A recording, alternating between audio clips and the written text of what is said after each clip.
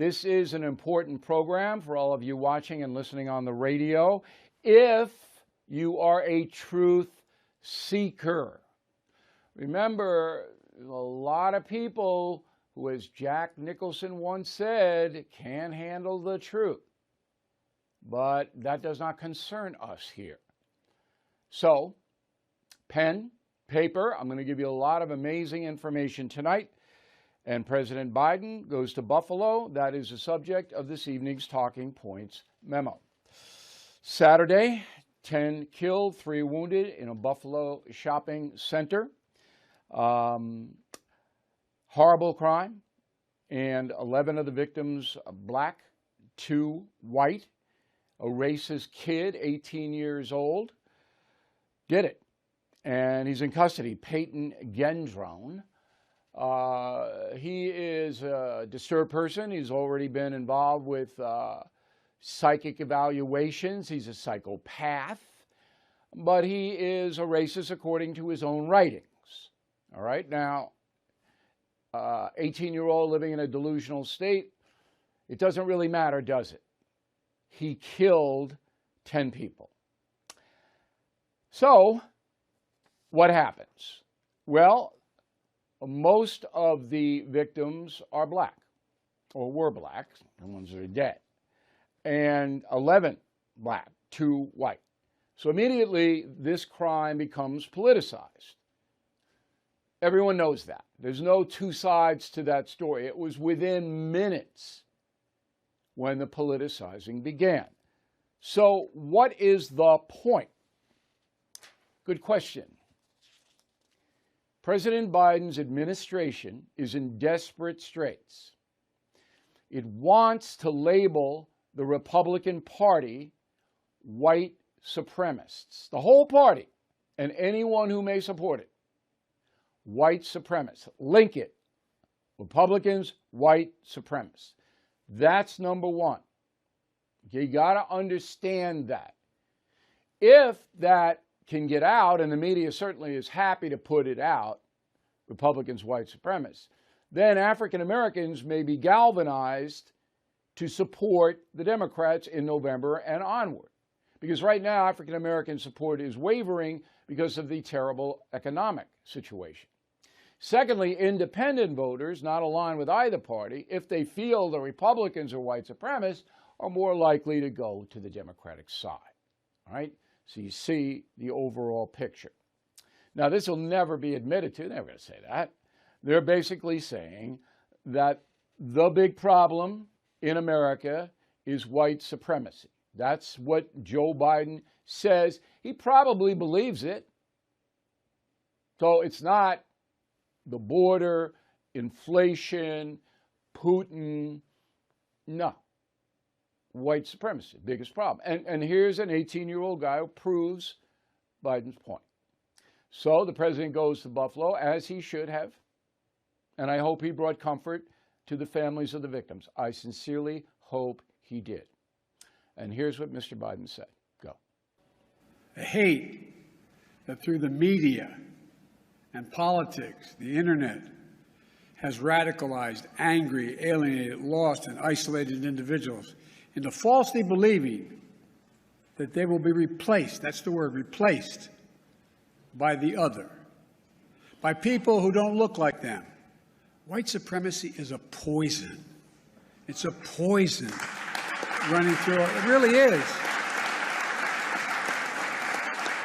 running through our body politic. And it's been allowed to fester and grow right in front of our eyes. No more. I mean, no more. We need to say as clearly and forcefully as we can that the ideology of white supremacy has no place in America. None.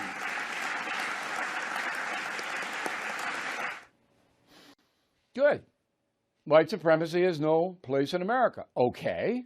I'm with that. I think you are with that. If you aren't, don't watch me. Because I condemn the neo-Nazis, and I assume the FBI has a pretty good beat on them. But individual loons like this kid, it's impossible. Nobody can keep track of that. No one. It's an individual doing it. But this was interesting. So he says It's growing right before our eyes, white supremacy, and it is running through our body politic. I don't see that. If you do, Bill at BillO'Reilly.com. I don't know where it is in our body politic. I don't know. Now, Biden made a big deal out of Donald Trump's remarks at Charlottesville when he said there were good people on both sides. But as I wrote in the United States of Trump, I documented every single word. You can see it with your own eyes. Mr. Trump was referring to people who were objecting or supporting statues, Robert E. Lee specifically. There are good people on both sides of that argument.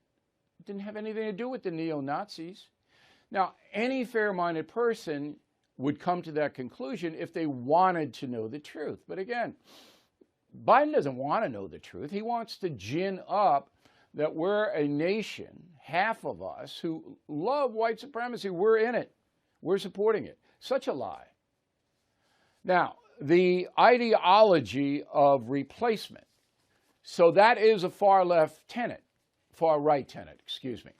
The ideology of replacement is a far-right tenet. If you go to the neo-Nazi websites, it's all over. That they want, the progressive left wants to bring in people of color to replace white people in America's census and voting rolls.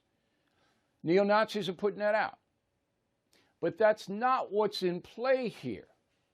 What's in play is that Biden's lax border policies, number one, are killing hundreds of thousands of people through narcotics. And number two, the open border is designed to get as many migrants in here to harvest their votes down the road. That's a legitimate point of view. I believe that. There's no other explanation, none, for President Biden to support an open border and to let tons of narcotics come in, record-breaking amounts, and 2 million people come in unattended. There's no other explanation for it other than Democrats want this because it will increase their power in the voting precincts. And California is the best example of that. If you look at California in the age of Reagan and you look at it now, no, there's nothing. It's not the same state because of all the people who have come in and registered as Democrats. So remember what this is now. Legitimately, you can say, I believe that the lax border policy is political, designed to enhance votes for the Democratic Party. But if you say that, you're going to be accused of being a Nazi. That's what the left does. You disagree with the left, they're going to demonize you. That's what they do. The right does it too, and the reaction to Biden's white supremacy play off Buffalo was pretty intense. Roll the tape. And the shooting is being investigated now as a hate crime.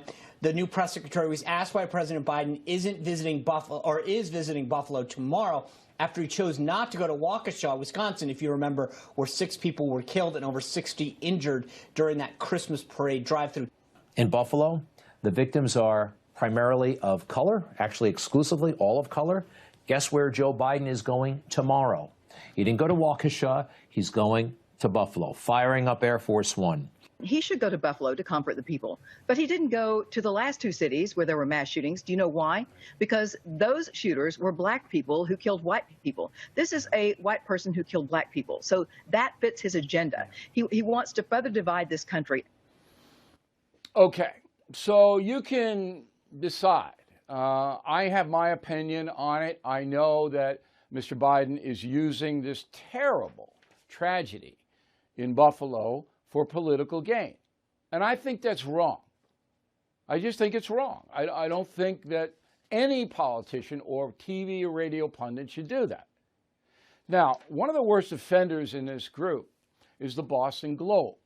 Okay, so they have a headline by a columnist that says, Fox News, Rupert Murdoch, Tucker Carlson are all responsible for the Buffalo shooting. So they name Murdoch and Carlson and the news agency Fox. They're responsible for the deaths in Buffalo. This is what this insane columnist, Renee Graham, says. Put it up on the screen. Quote, Fox News should have changed years ago after Bill O'Reilly, Carlson's predecessor, spent years condemning, by name, Dr. George Tiller, a Kansas abortion provider. In the church where he served as an usher, Tiller was shot to death in 2009 by a man with extreme anti-abortion views. So Ms. Graham is blaming me for Tiller's murder, as she is blaming Carlson and Murdoch for the killings in Buffalo. Okay, so now I'm going to refresh your memory. Who was Dr. Tiller? Well, he was the only late-term abortionist in the state of Kansas, and he killed, according to the New York Times, 2,800 unborn fetuses. 2,800. He charged $6,000 for each late-term abortion. You didn't have the money, you didn't get the operation. Okay? He was a heinous individual, and I objected to his late-term abortion mill. I am proud of that. I had nothing to do with the psychopath who gunned him down. Okay? I'm not supposed to report that Dr. George Tiller was executing babies at this astronomical rate in the state of Kansas and getting $6,000 for each execution. I'm not supposed to report that. And the kicker is that his assistant, Dr. Christian Newhouse, after Tiller was murdered, had her license yanked by the state of Kansas, who investigated finally and said, yeah, these abortions never should have taken place. And Newhouse can't practice medicine. So was any of that in Renee Graham's column? No. By the way, the guy who killed Tiller, Scott Roeder, is in prison for life. And he should be. Should be. You can't do that. Now, the Boston Globe calls Renee Graham, the reporter, and this is important. She is an associate editor for the Globe's op-ed page, if you can believe this. Let me give you a little sample of Renee Graham. Go. This is what the party stands for. Every single day, you turn on the TV and you see the GOP's children of the corn terrorizing anyone with a brain and a conscience who doesn't abide by every last morsel of their frightening ideology. And that's what they are. They're terrorists. So the Republican Party, the whole party, and anyone who supports it are terrorists, according to this woman, who is an associate editor at the Boston Globe. I mean, come on. She's not a journalist. She's an activist. This is absurd. Well, the good people in New England are taking their revenge on the Globe. Okay? Their circulation is down 60% in 5 years. All right? They lose $22 million a year. The newspaper loses. I mean, their circulation in 2016 was 136,000. It's now down to 69,000. I mean, it's like everybody knows except the far left loons what this propaganda sheet is. Yet they have the gall. And you say, well, why doesn't Murdoch and Carlson or me sue them? We can't, because the law gives that activist masquerading as a journalist the right to spout her opinion. And the whole law also gives me the right to tell you the truth. And it all goes back to Biden. That all of these people who you are seeing and hearing, they know Biden is on the ropes. He's almost done. He's not going to run again. Now they're trying to save the Democratic Party. And if you can link the Republican apparatus to white supremacy, they don't have anything else. That's it. That's all they have. It's so heinous. And the good people in Buffalo up there and the families, you guys should be, if that were my kids or somebody in my family got killed by that racist loon up there, and then I had a politician go in and try to exploit it, ooh, you wouldn't get by me on that one.